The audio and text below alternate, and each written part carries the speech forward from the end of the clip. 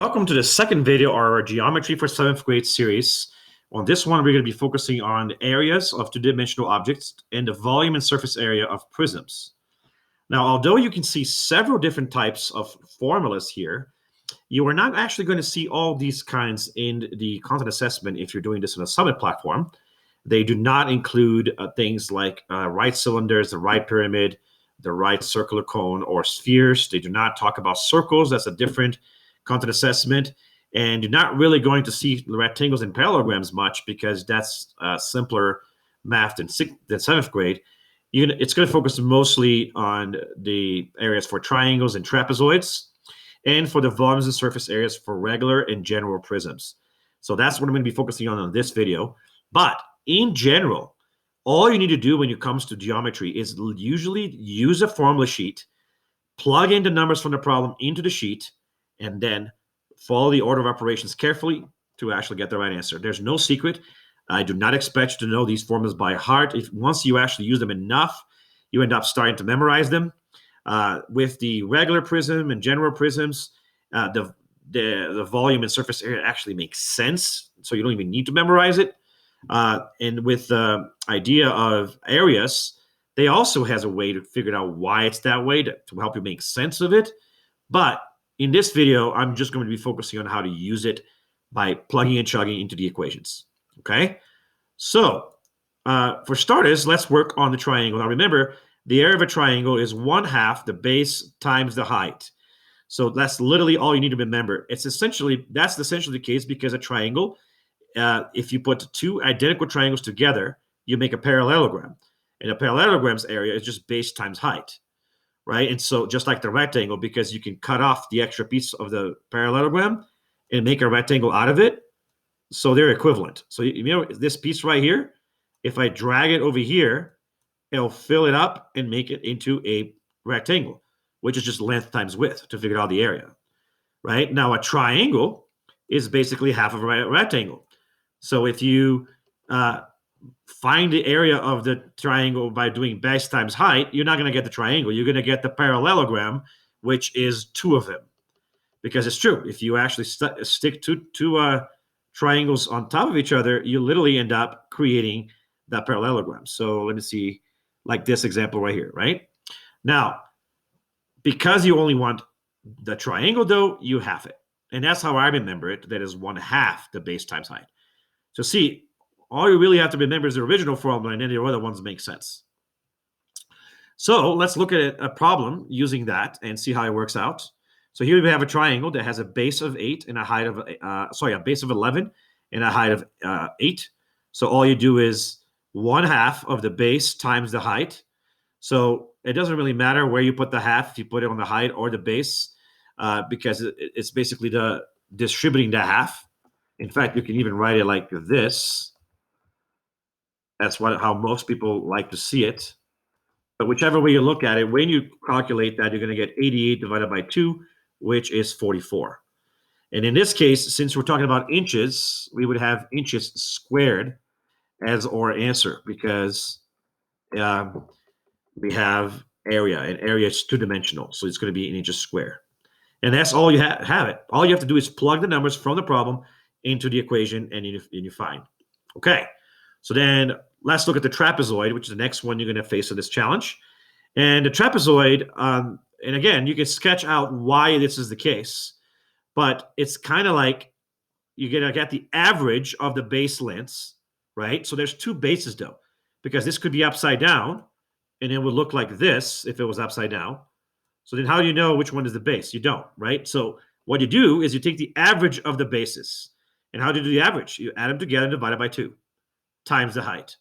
So if you do the average of the bases times the height, and again, I can show you how to derive that geometrically by showing you that when you do that, you're actually figuring out the area of this. But all we need to do is use the equation and plug into it with the numbers of the problem and solve it. So let's find an example right here with the trapezoid. So we have a base that's 9 and a base that's 4. The only thing I have to tell you is to be careful. They might give you numbers which aren't useful, like this number here or that number there. What you really need is these numbers, right? Now, in some more advanced geometry problems, they'll give you the size expecting you to figure out the other ones through some other geometrical means. But in 7th grade, they're going to give you the basis for that you need. They might also give you numbers you don't need, so be careful. So how do you know that you're using the basis? It's the two sides which are parallel to each other. Remember those two lines that never touch, right? Because they're literally parallel to each other. So in this case, you get 9 and 4. So you add them together and divide it by 2 to take the average of the basis, and then you multiply times the height. So that's what I'm doing here. Height times the average of the basis, which gives it 39 feet squared, because once again, we're doing a two-dimensional measurement when we're doing area. And so that's it. Area of two-dimensional surfaces. If they had a rectangle, you just do base times height. If they had a parallelogram, you just do base times height. But you're not going to see those as much as the triangles and the trapezoids on this content assessment. Circles is a whole different story. We do a different content assessment for that. All right, try to get into prisms. And again, like I said, you're not really going to need the last 4 in this reference sheet. You're basically going to stick to, even the last, basically going to stick to the first 2. So when you have a regular prism, it looks like a box, right? Now, the way to think about that box is that if you stretch out that box, you essentially have 2 of the sides that are on the side, and you would have the other sides like this. So this is if you undid the box, it will look like that. And so when you're trying to figure out surface area, what you literally have to do is figure out the area of each of the faces. But you have 2 faces, one here and one is the opposite side, which are the same. And let's call this right here the width. Let's call this right here the length. And let's call this right here by the height. So this figure right here is that little square right there. And all you have to do to get that area is, because it's a rectangle, is side times side, or length times height. But you have 2 of those. So there you go. Length times height. And you get those pieces. So now you already took care of that and that. But then you also have, and I'll use a different color pen here, you also have this surface that's in the front and the one in the back of it. So these 2, I'm trying to talk about this one, right? And then this one that's in the front side. And that's basically getting the width times the height, if I want to figure out what the area of that surface is. But there's 2 of them again. So there you go, width times height, and you get them. And that might be 2 out of the other pieces of the box accounted for already. But then you still have 2 more pieces. Let's see, let's do it with purple. You have the piece that's on the bottom here. So this piece right here at the bottom, right? And then the piece at the top right here, that's part of the box too. And that is if you do it, it's because I'm trying to figure out that area, the gray one, right? That's the width times the length. But there's 2 of them because there's one on the top as well. And so that's kind of how you do it. And so that accounts for the last 2 pieces of the box. And with that, we figured out surface area. And that's all there is to it. The way I actually think about it, because all of these terms have 2 in it, you can actually factor out the 2 and then just do 2 times, right? Length times width plus width times height plus height times length. So basically, you multiply all the dimensions you have available by each other, add them up, and then multiply the whole thing times 2. And you're going to see me doing that in an example right now for the surface area of a regular prism. So let's look at that. So here we have a regular prism who has sides 3, 6, and 2/3. And so you see me doing that. I would do height times the width, 3 times 6. I would do width times the length, so 6 times 2/3. And I would do the length times the height, which is 3 times 2/3. Basically multiply all the dimensions by themselves in groups. And then when you get that number out, you multiply the whole thing times 2 and get your answer. Now, I skipped order of operations when I'm doing this. I'm not showing you all the work, but if you're doing this, you should absolutely, one step at a time, figure this out, right? So this would be 18. This would be 6 times 2, it's 12 divided by 3 is 4. This would be 3 times 2, 6 divided by 3 is 2.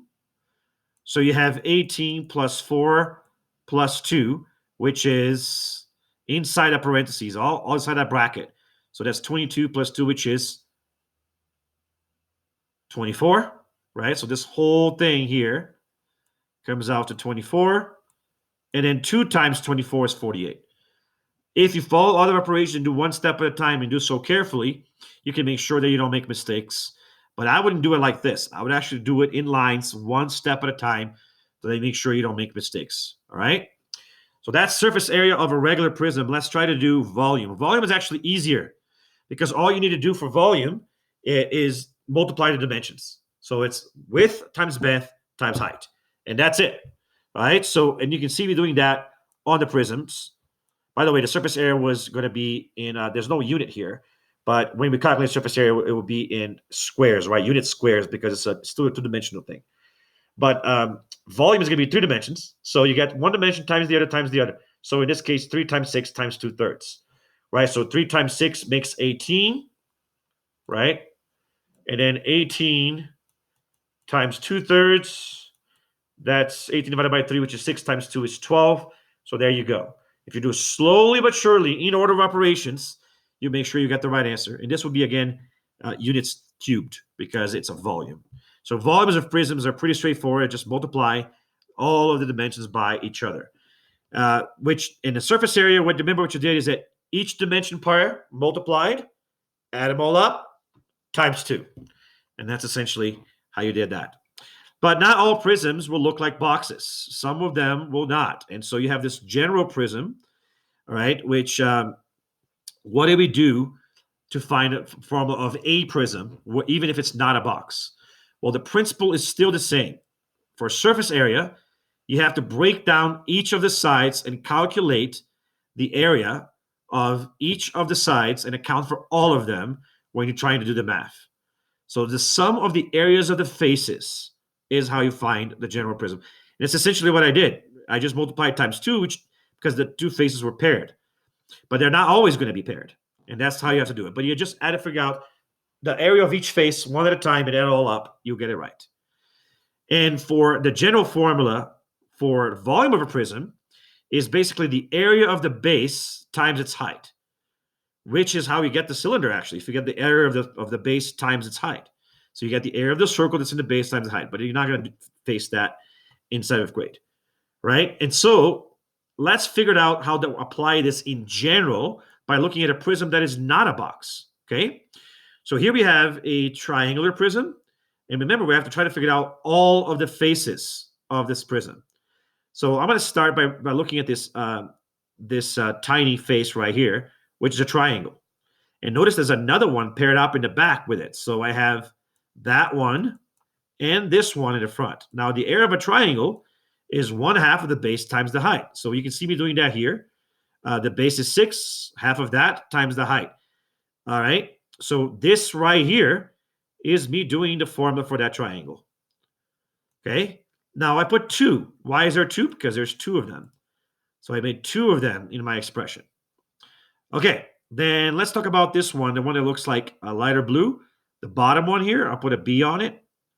Now that is basically a rectangle that has a side of 6 and a side of 9, right? So then there it is. So you have right here the area of this rectangle marked with a B. And then we have this slanted side right here, right, which has another cousin slanted here in the back. They should be equivalent, right? And you see the 5 feet for this side right here. So that's the same thing right here. There should be 5 feet. And then this is 9 feet. So I can figure out that 5 times 9 is going to be the area of these two right here. So then 5 times 9, but there's 2 of them, so I multiply it times 2. So what this expression is doing is accounting for all the sides of the prism. And that's how you do it. Now, if that's going to cause you to make a mistake, don't do that. Do one side at a time and make sure you add up all the sides, and you should still get the right answer at the end. Right? Now, when I did this, I did 5 times 9, which is 45. And then I have 6 times 9, which is 54. And then we have 6 divided by 2, which is 3, times 4, which is 12. But this is 2 times 12. So this one right here is going to be 24. And that one's just 54. And that is 2 times 45, so that's 90. And when you add all of those together, you get 168. Now, I wouldn't do problems like I'm doing right here. I would actually follow the order of operations. So just once, I'm going to show what I mean by that, right? So first, you're going to work on those parentheses, right? One step at a time.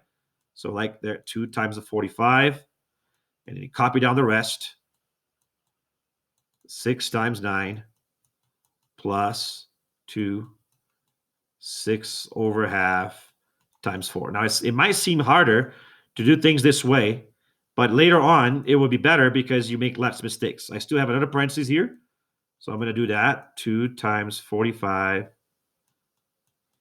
plus 6 times 9, which is 54.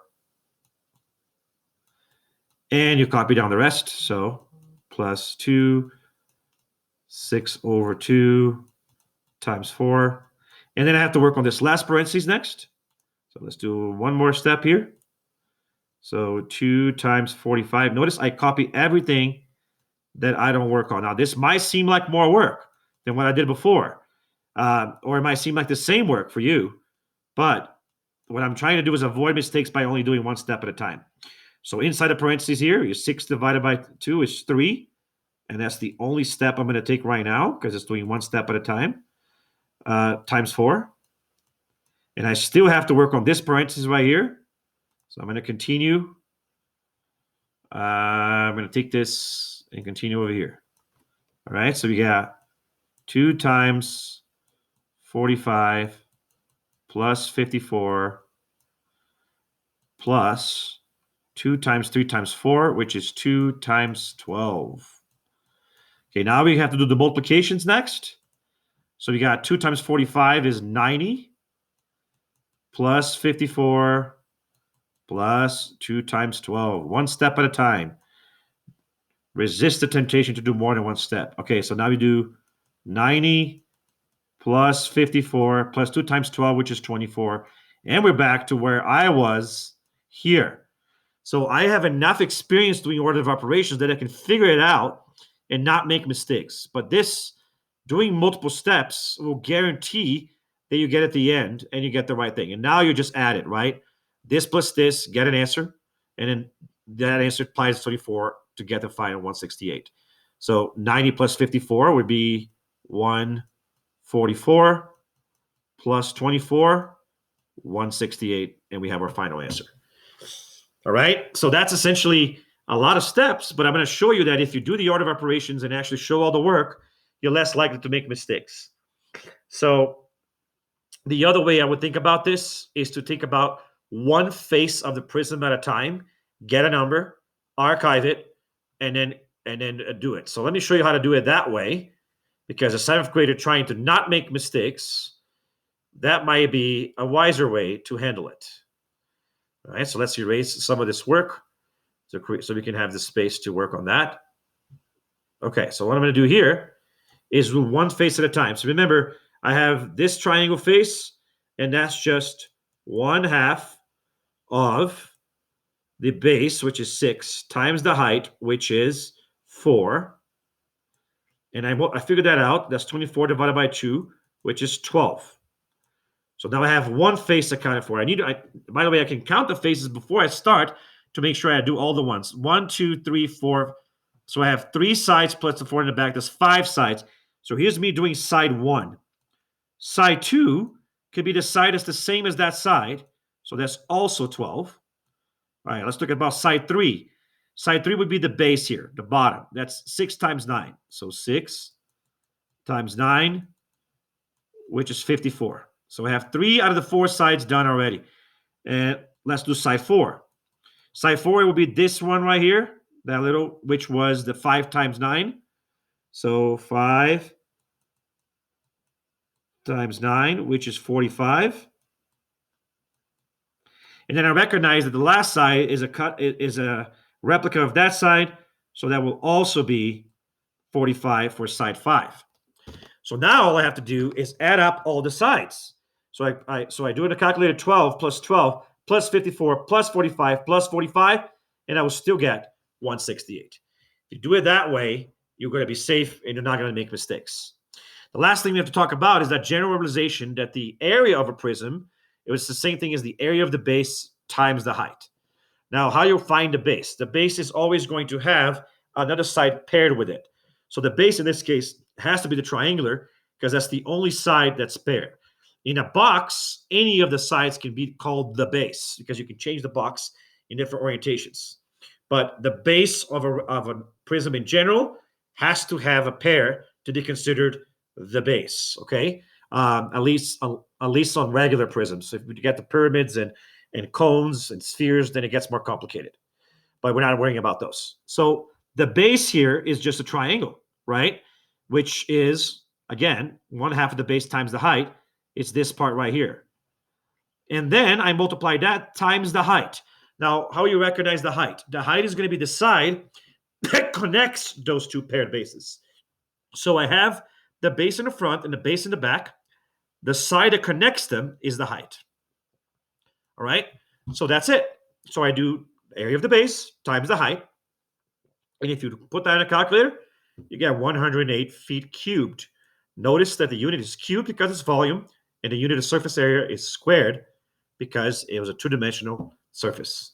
And that, my friends, is all the problems you're going to have to deal with when it comes to geometry of areas, surface areas, and volumes in this content assessment. I hope you found this helpful. On the next video, I'm going to do some practice problems for you guys on this.